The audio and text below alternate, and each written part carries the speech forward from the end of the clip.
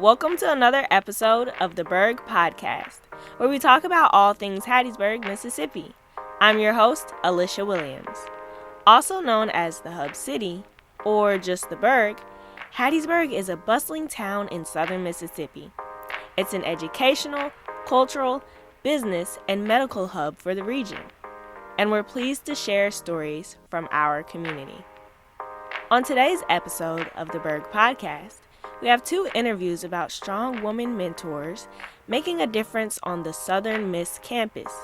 We'll also have two audio essays. In our first interview, Ryan Campbell talks with the only person to be crowned Miss USM 2 times. I'm Ryan Campbell for the Berg Podcast. Today I'm interviewing Kat Adcox. Hey everyone! My guest, Kat, is a proud native of Poplarville, Mississippi, and holds a special place in the history of the University of Southern Mississippi as the only person to be crowned Miss USM twice. Her deep love for the university and its community has fueled her dedication as a leader. Today, she's here to share her experiences and lessons she's gained during her unique journey as Miss USM, inspiring all who have had the privilege of witnessing her journey. Hello, Kat. Thank you for being here with us today. Hey, I'm super excited. So first, I want you to tell us a little bit about your early life in Poplarville and what was your childhood like and how did it shape who you are today? Yeah, so as you said, I grew up in Poplarville, Mississippi. I went to Poplarville High School. Born and raised there.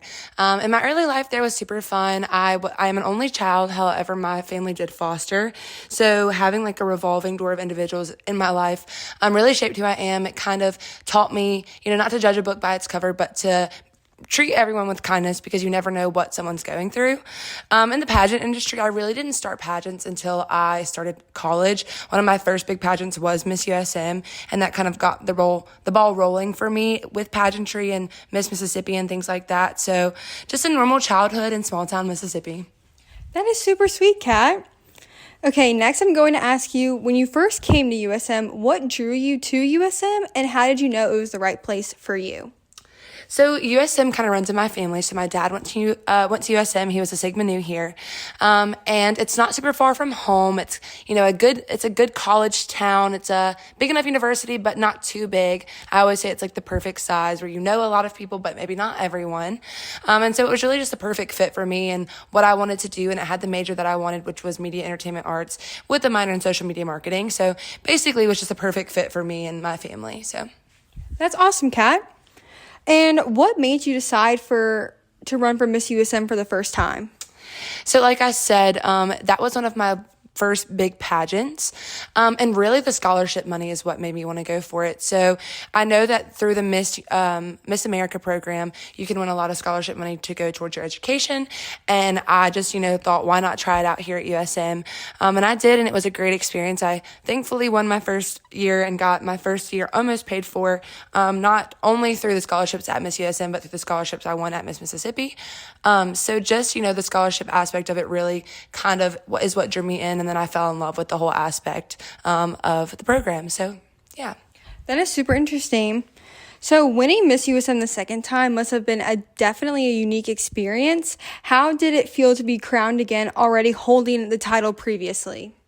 It was definitely a really cool experience. I knew going into the second year that I wanted to make it a little bit different than my first year. So I won as a freshman my first year. And while it was very exciting, I was very reserved and very nervous because I was a freshman. I was new to the campus. I was new to the people that I was around.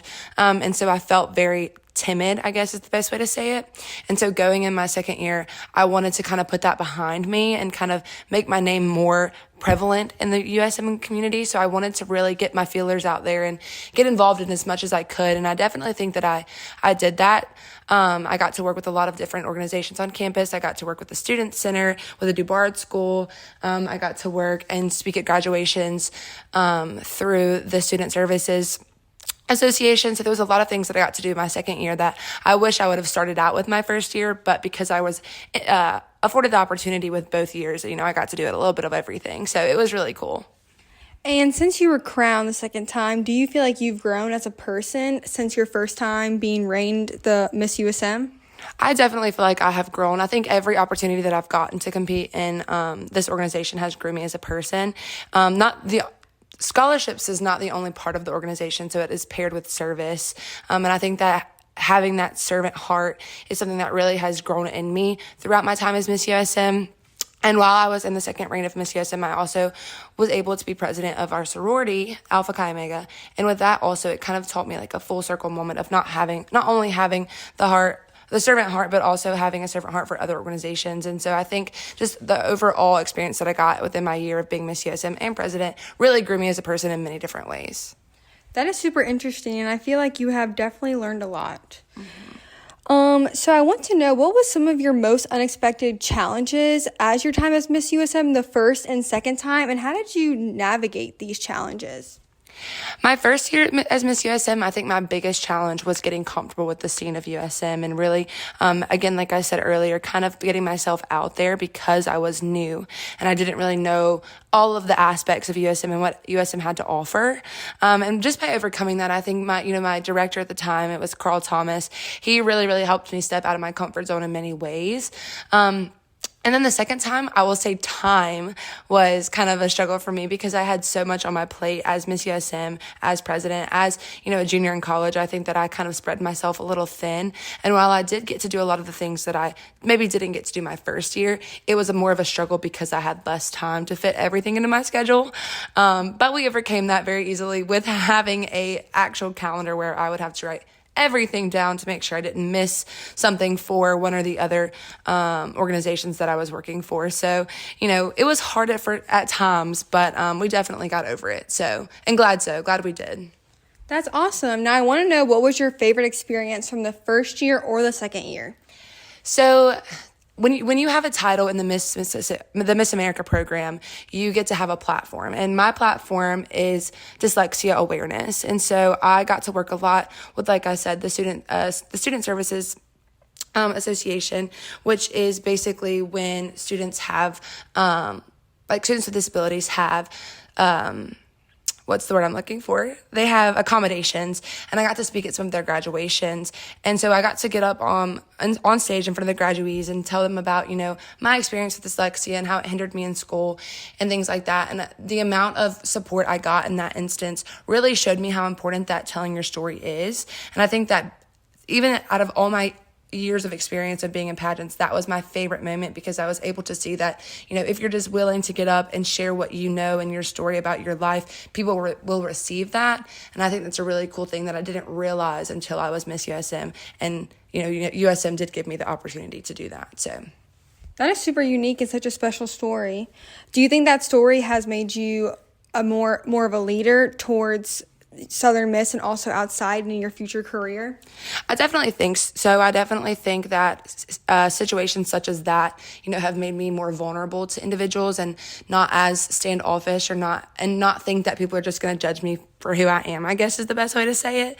So I definitely think that has made me more of a vulnerable person. It makes me more willing to, have conversations with people and, open up and tell them your story and be who you are around all people, because people are going to love you for you or they're not, and that's okay too. But I definitely think that it's going to help me in my future because I'm going to have that aspect of vulnerability that I learned through being Miss USM in a controlled environment. So it was very nice to have that kind of experience translate over into, maybe my workforce one day. That's awesome. Is there any advice that you want to give to anybody who's thinking about running for Miss USM about what they can do for their academic responsibilities or how to balance it all with their personal life? I definitely think if you're thinking about ever running for Miss USM or any sort of opportunity that might put you, in a different sort of competition or something of that sort, I definitely think you should go for it. This is going to sound so cliche, but I always say that the best piece of advice is to just be yourself, and that if it's meant for you, it won't pass you by.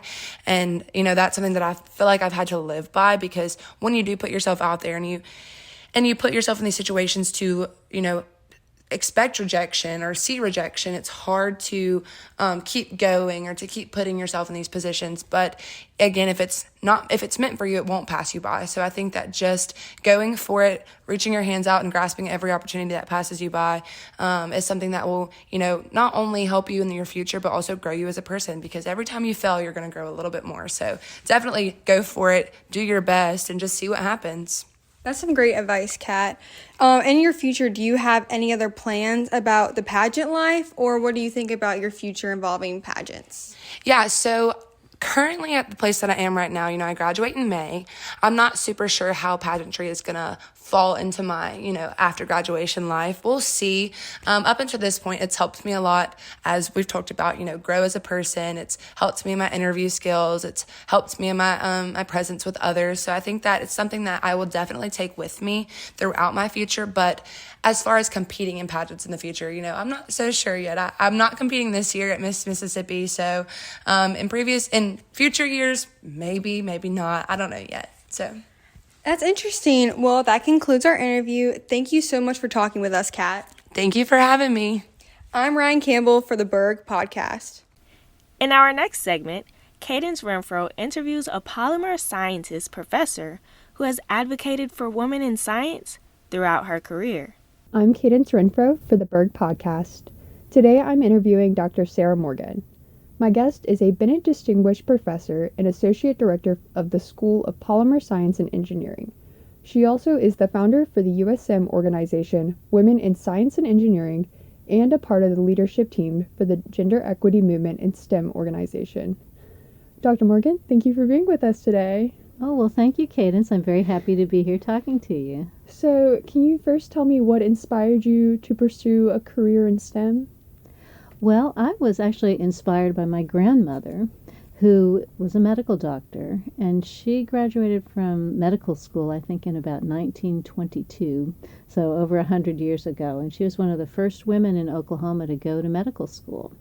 So she was a successful woman who had gone through STEM and become a doctor. My father was a doctor, my aunt and uncle were doctors, so I had a lot of good role models, and I always loved science, and so that's why I went into it. Yeah, what specifically gears you towards going into polymer science rather than like medical? Well, so that's kind of what I thought I would do, and I went to college. I loved chemistry and math, and I thought I would go to medical school, but then when I got finished, I just wasn't really sure I wanted to do that because I didn't like anatomy that much, and I didn't like memorizing stuff in biology. So what I really liked more was chemistry and math and figuring things out.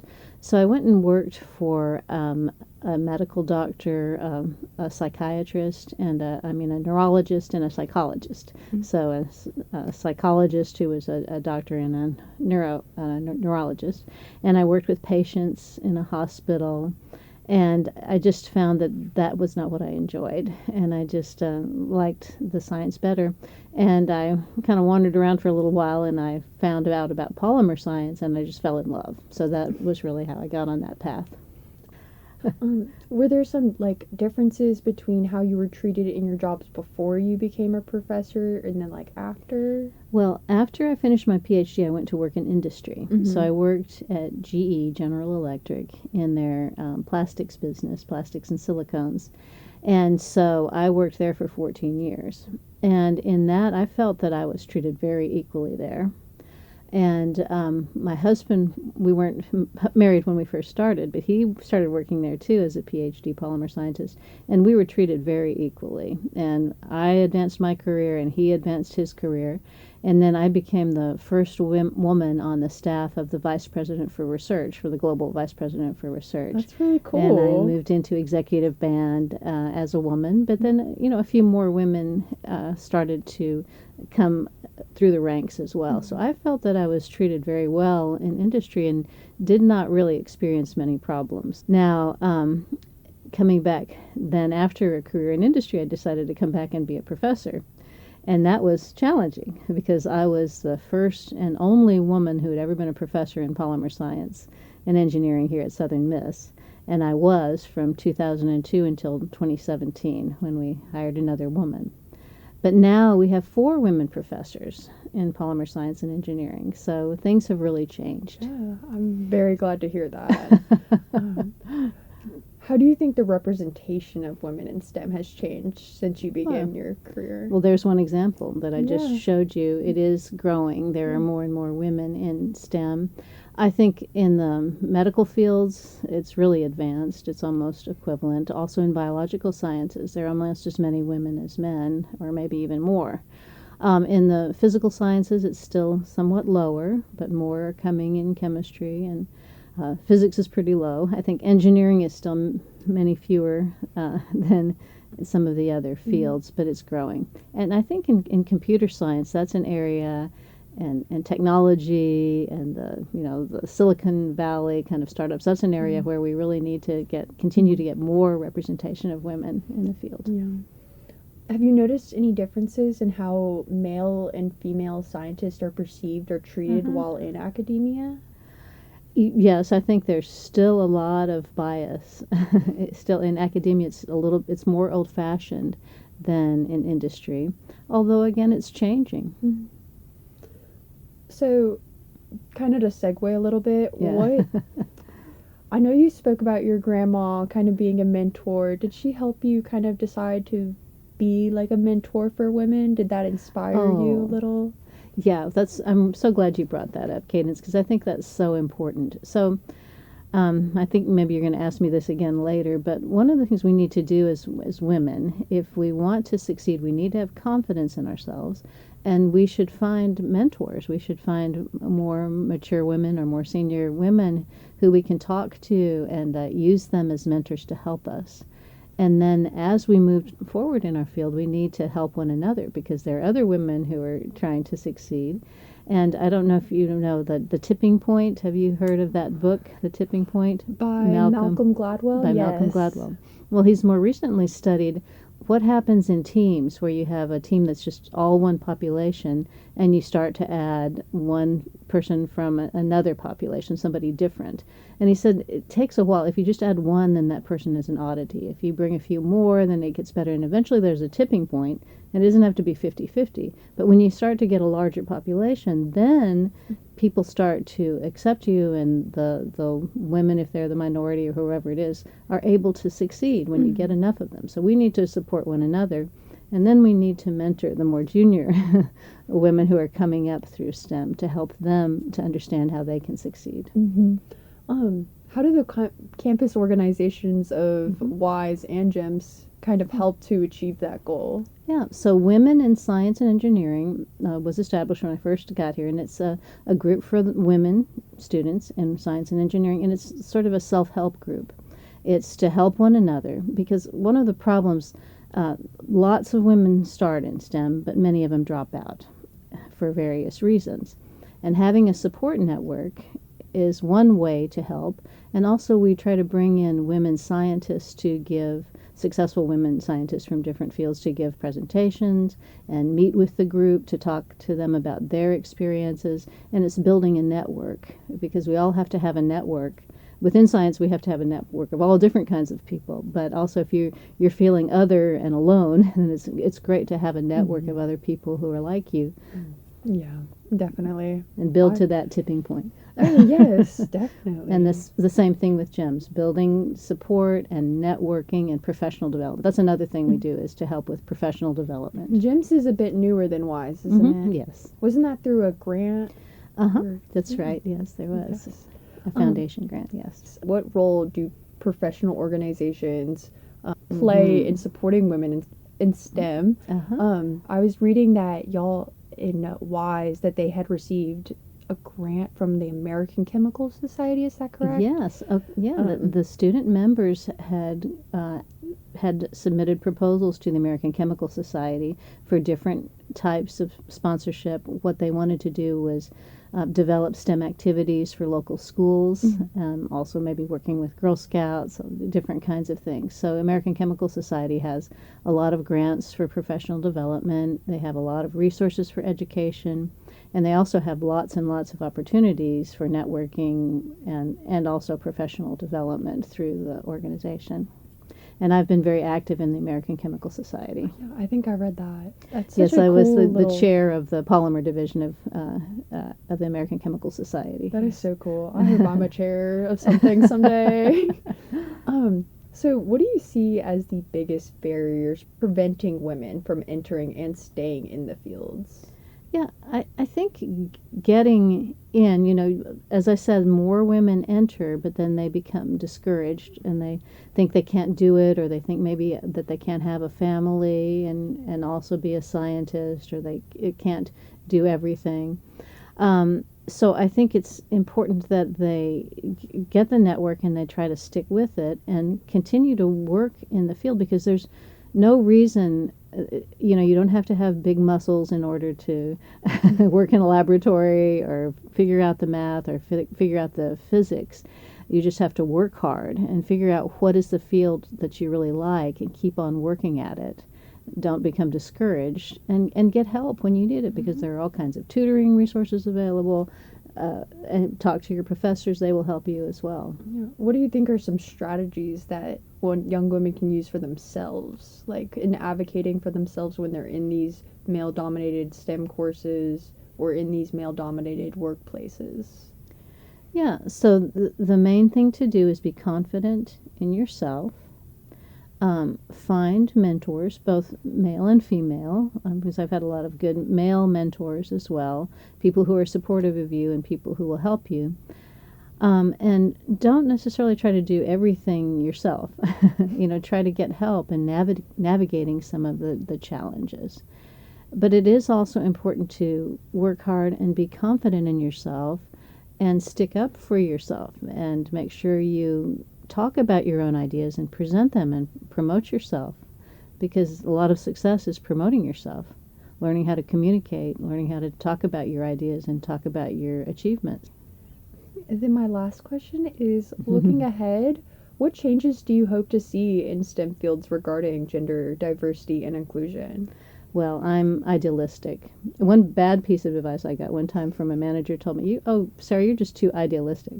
No, you have to be idealistic. So I would like to see everyone treated as an individual, and everyone not treated as in a special way because they look different or they are different. Everyone should be treated as an individual, and their skills should be valued. This is the way that we succeed. This is the way that businesses are going to be successful. This is the way that the country is successful, when you take advantage of everybody's strengths and skills and see everyone as an individual who can contribute.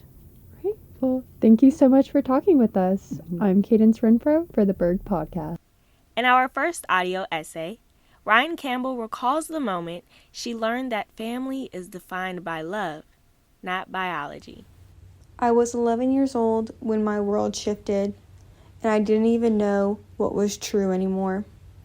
My mom loves me more than anything. That's one thing I have never questioned and never will. She has always been my fiercest protector, the kind of mother who made sacrifices I didn't even realize were sacrifices at the time. She worked hard to make sure I had the best childhood possible, shielding me from anything that might hurt me before I was ready to understand it. For a long time, that included the truth about my dad. Not out of dishonesty, not because she wanted to hide anything, but because she wanted me to grow up safe, loved, and whole. I appreciate her for this. That's why when she finally told me, I knew it wasn't easy for her. It was a regular afternoon, the kind that felt like any as I remember. My parents wanted to take me to the park like we do every weekend. Kids run around across the playground, their laughter rising and falling like waves. Swings creaked, sneakers pounded against the pavement, and the air buzzed with the easy rhythm of a day untouched by anything significant. My kind of day. I had no reason to believe this moment would be different until my mom turned to me, her expression careful, her voice softer than usual. She was quiet at first. That should have been my first clue. My mom was never quiet and still isn't. She was the kind of person who filled silences with stories, with reminders, with plans for what we're going to do next. But that day, she sat still, hands folded on her lap on the bench. Then she took a deep breath and turned to me. There's something I need to tell you, she said. At 11, I wasn't old enough to figure these words the way an adult would. I wasn't bracing for bad news. I was just waiting, unaware that the next few seconds would change the way I saw my own life, my own identity at 11 years old. Your dad isn't your biological father, she told me. I stared at her, waiting for her to take it back, to say she was joking, to to laugh and tell me I had misheard her. But she just looked at me, her face carefully neutral, waiting for me to react. I didn't, because I didn't understand, and sometimes I still don't know how to react. The man who had tucked me in at night, taught me how to ride a bike, hold my hand when I was scared, took me to soccer, and was my biggest cheerleader. He wasn't mine, and I wasn't his. That is all I could feel. The word real stuck in my throat like something sharp. I don't even know how to explain it. If he wasn't my real dad, then what did that make him? And what did that make me? I remember feeling the ground beneath me had tilted. I spent my whole life standing on a foundation I didn't even know wasn't solid. Now cracks were forming beneath my feet, and I didn't know where to step. I swallowed hard and asked the only question I can think of. Then who is it? I don't remember her exact response, only the rush of questions that filled my brain. Who was he? Where was he? Did he know about me?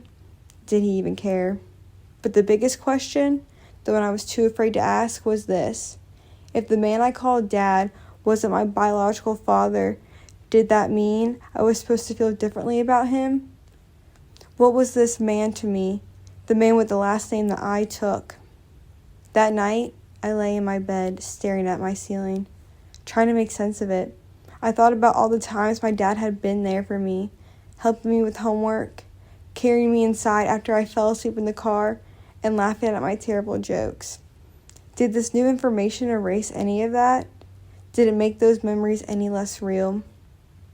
I realized something then, something that would take me years to put into words and realize within myself. Biology doesn't define love. Blood doesn't make a father. Love does. The quiet sacrifices, the unwavering presence, the choice to show up every single day like he did with me. It took time, but eventually I stopped seeing that day at the park as the moment my world broke. Instead, I saw it as the moment I understood what family is. Because at the end of the day, my dad is my dad, not because we don't share DNA, but because he chose me. And that choice, that's more real than anything. For a long time, I wondered if this truth would shape me, if it would follow me like a shadow for the rest of my life, making me question who I was. But I refuse to let it control my life. I refuse to let it define me. I'm Ryan Campbell for the Berg Podcast. In our next audio essay, Cadence Renfro recalls how she overcame the guilt of leaving home for college. Right before I moved away for college, my brother gave me a letter. Dear Cadence, thank you for letting me play games on your computer. I notice you are so kind to me and the rest of the family. We know you're special. We all love you, especially me. I like that you work hard. I loved how you performed when you graduated 12th grade. You are a great sister to me. For example, you cheer me up when I'm sad. I will always love you so much. I will miss you when you move away for college. I will miss you with all my heart. We will remember you and think of you all the time. Love, Graham. My brother Graham was 6 years old when I moved from my home in Louisiana to Hattiesburg. He was kind of the middle child, with our other brother Cruz being the youngest. Our family house was filled to the max, with my parents, 2 brothers, sister, and me all living there. It always felt like a storm was about to tear its way through our lives. Fights often occurred between my parents and my sister. When they happened, my mind always went to my brothers first. It seemed like everyone else forgot they existed when the arguing began. Cruz was easy to distract from the fights. He was so young that all I needed to do was find him a YouTube show to watch while we hid in my bedroom. Graham had become harder to shield from the anger of our home. He didn't like to hear my parents scream at each other. There was one fight in my sophomore year of high school where Graham had witnessed our dad breaking one of his toys that he had made. I remember hearing him cry and try to say something to our dad, but our parents were too caught up in their argument to notice. Graham then took off running outside, and I went after him with Cruz in my arms. I kept calling out to him, but he kept going farther away as fast as he could. Finally, he stopped and let Cruz and I sit with him. Seeing how much these fights hurt him broke my heart. I remember thinking to myself, I can never leave them behind, because who else will remember that they are just kids? While I so desperately wanted to protect them and care for them forever, there was no denying that I needed to leave that house. Being there made me depressed. In the months leading up to my moving out, I would cry almost every night before I went to sleep. Part of the reason was that I felt like I was abandoning my brothers to a house that was full of anger. The other reason was because I felt relieved to finally almost be free, and that just felt so wrong. After I moved out, I cried even more. I had never felt more alone in my life. My family home that was full of people and full of noise had been traded for a quiet apartment that only had me and a cat in it most of the time. All I could ever think about was how much I missed my brothers. I missed watching them get off the bus after school. I missed helping them with their homework. I missed answering their millions of questions that were seemingly endless. I read the letter that Graham had written to me multiple times, and every single time it would bring me to tears. As college kept getting busier, and my life in Hattiesburg became more than just my tiny apartment, I began to accept that life has to keep moving forward. I loved my brothers with all my heart, and I knew that I could continue to show them that love, even if I wasn't spending every day with them. Now that my sister and I have both moved out the house, things have changed there, and it doesn't seem as though there's a storm hanging over us all now when we all visit. I no longer feel like I abandoned my brothers, and that I am fully responsible for making sure that they are cared for. It still stings me to know that I am no longer as close to them as I was when I lived at home, that I am no longer the one they run to when they are hurt or upset. But it is a natural thing to happen. We are all growing up, and so the dynamics of our relationships have to grow and change with us. The love between us and the bond that we created is still there, and it will always be there. Graham's letter now lives with my other sentimental items, protected and safe. It doesn't make me cry when I read it now. Instead, I feel fulfilled knowing that the time I spent with my brothers was meaningful to them and to me. I'm Cadence Renfro for the Berg Podcast. Thank you for tuning in to the Berg Podcast. This podcast is produced by students in Dr. Dave Davies' MCJ 344 podcasting class in the School of Media and Communication at the University of Southern Mississippi. The producer for this season's episodes is Salaudin Ahmed. Our music is from Upbeat, cover art by Madison Calkins and Greta Graves. We'll see you next week on the Berg Podcast. I'm your host, Alicia Williams.